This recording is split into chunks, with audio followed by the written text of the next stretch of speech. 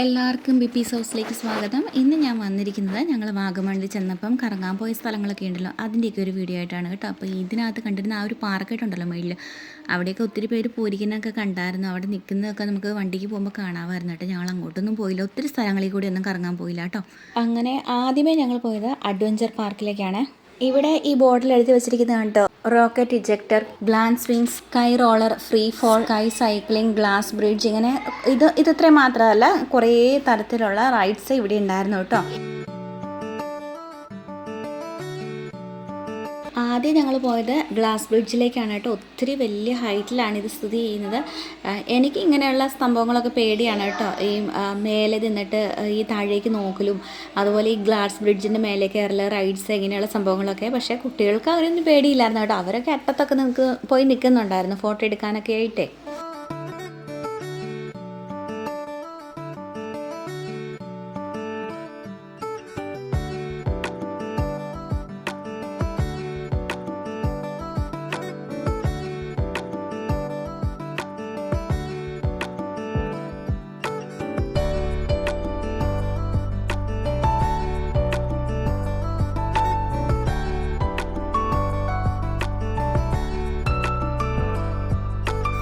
ഇനി അവിടെയുള്ള മറ്റ് റൈഡ്സിലേക്ക് പോവാം.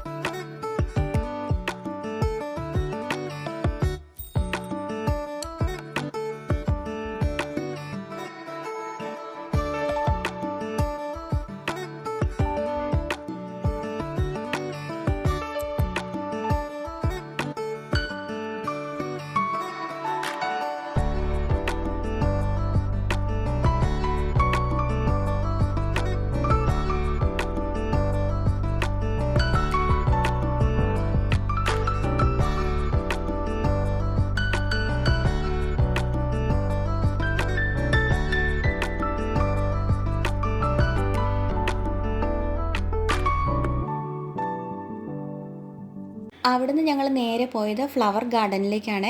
ഈ ഫ്ലവർ ഗാർഡനും അഡ്വഞ്ചർ പാർക്കിൻ്റെ ഒരു ഭാഗം തന്നെയാണ് കേട്ടോ.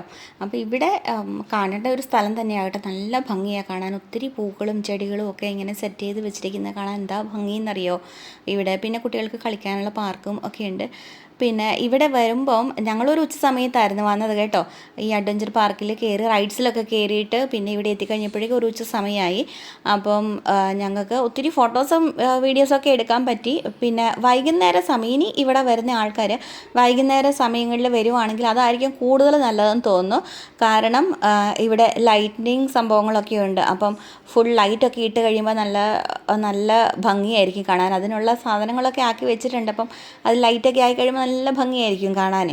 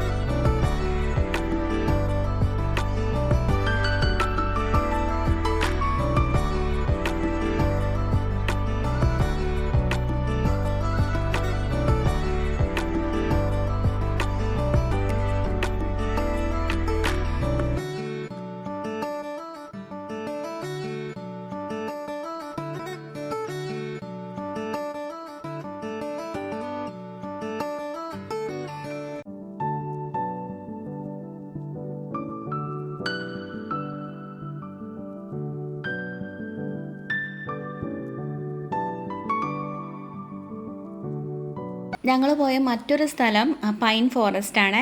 ഇതും നല്ല ഭംഗിയായിരുന്നു കാണാൻ. ഇവിടെ നല്ല കുറച്ച് തിരക്കൊക്കെ ഉണ്ടായിരുന്നു. പിന്നെ ഇങ്ങോട്ട് വരണ വഴിക്കുണ്ടല്ലോ ഒത്തിരി കടകളൊക്കെ ഉണ്ട്. നമുക്ക് എന്തെങ്കിലും അത്യാവശ്യം ഇപ്പോൾ നമ്മൾ ടൂറിനൊക്കെ പോയി കഴിയുമ്പോൾ എന്തെങ്കിലുമൊക്കെ സാധനങ്ങളൊക്കെ വാങ്ങിച്ചൊക്കെ കൊടുക്കുമല്ലോ ആർക്കെങ്കിലുമൊക്കെ. അപ്പോൾ അങ്ങനെയൊക്കെ പറ്റിയ സൗകര്യങ്ങളും ഉണ്ട്. നല്ല ഭംഗിയുള്ള സ്ഥലമായിരുന്നേ. പിന്നെ അവിടെ കുത്തനെ കയറ്റായതുകൊണ്ട് നടക്കുമ്പോൾ ഒക്കെ കുറച്ച് സൂക്ഷിച്ച് വേണം നടക്കാനായിട്ട്, തെന്നിപ്പോകാനുള്ള സാധ്യതയൊക്കെ ഉണ്ട്. പിന്നെ ഞങ്ങൾ പോയത് വാഗമൺ മെഡോസിലേക്കാണ്.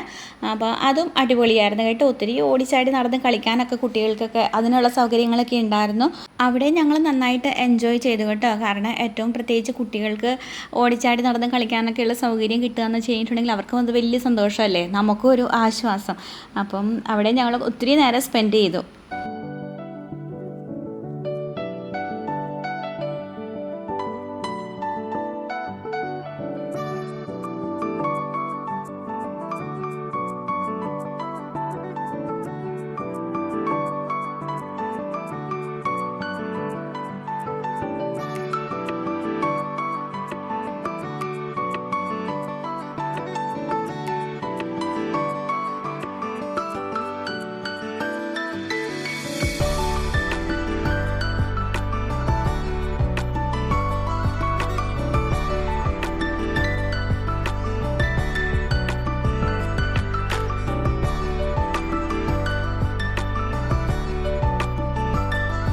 അപ്പോൾ ഇതൊക്കെയാണ് ഞങ്ങൾ വാഗമണ്ണിൽ ചെന്നിട്ട് 2 ദിവസം കൊണ്ട് കണ്ടു തീർത്ത സ്ഥലങ്ങൾ. കൂടുതൽ സ്ഥലങ്ങൾ കാണാൻ പോകാത്തതെന്ന് വെച്ച് കഴിഞ്ഞാൽ ബാക്കി സമയമൊക്കെ ഞങ്ങൾ റിസോർട്ടിൽ തന്നെ സ്പെൻഡ് ചെയ്യാറും ചെയ്തത്. അവിടെയും നല്ല സൗകര്യമൊക്കെ ഉണ്ടായിരുന്നത് കൊണ്ട് അവിടെ ബാക്കി സമയമൊക്കെ സ്പെൻഡ് ചെയ്ത്.